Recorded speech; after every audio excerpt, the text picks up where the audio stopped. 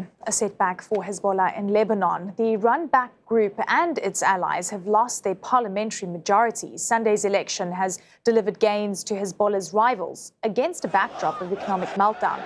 And you'll know from watching this program, the UN and World Bank blame Lebanon's ruling elites for the country's economic collapse, considered one of the world's worst since the mid-19th century. We've got Ben Wiedemann covering the story for us, and he's, of course, been correspondent in Lebanon for decades.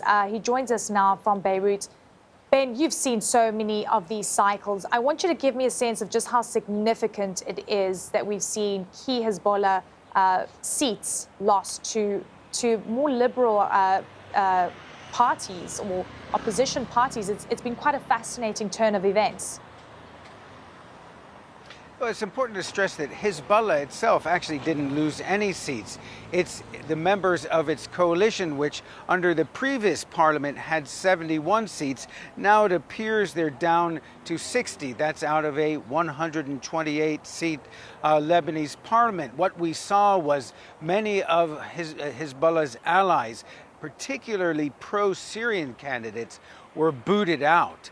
And also its main Christian ally, the Free Patriotic Movement, also lost seats as well. Interestingly also, as many as, or perhaps even more, 12 reformist candidates, many of them affiliated with the October 2019 uprising here, have gained seats. Now that's a surprising development simply because during the election campaign, there were many candidates, perhaps a fifth of the total number, who were affiliated or identified as independents or affiliated with the uprising.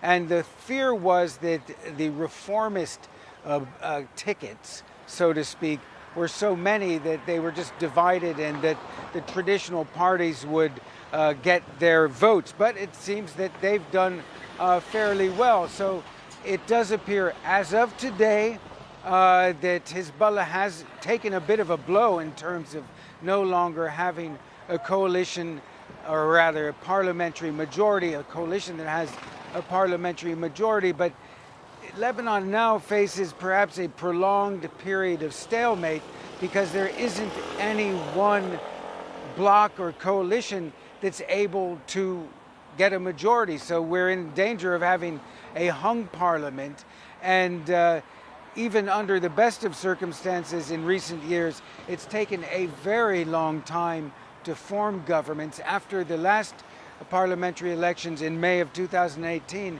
it took 9 months to form the next government. And Lebanon at this point, in the midst of this intense economic crisis, where you've seen the GDP cut by more than half and unemployment spiraling, and for instance, people, I can't tell you how many doctors and professors and skilled people have left the country. Lebanon does not have the time to wait until the politicians can actually form a functioning, proper government. Eleni? Yeah.